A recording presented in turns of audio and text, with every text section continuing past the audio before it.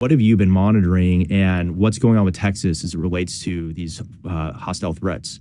The topic of that first hearing that we discussed was about land, the acquisition of land by hostile foreign orgs, let's just say the CCP, but there are others as well. And so we spoke about land, the importance of preventing adversaries from accessing land in all sorts of ways.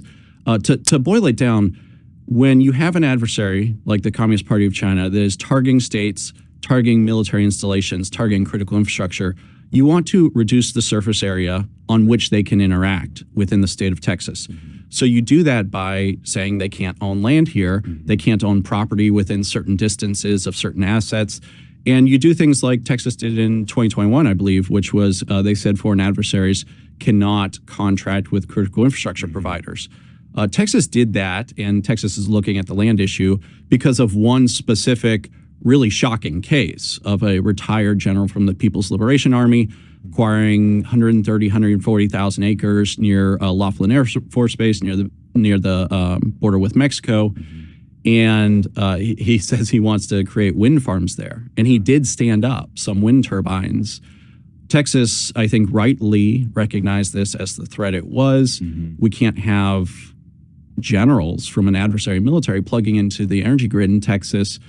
And so they enacted that legislation. Now, he actually got some wind turbines up before that legislation took effect. So he does have control of some wind turbines down there, is my most recent understanding.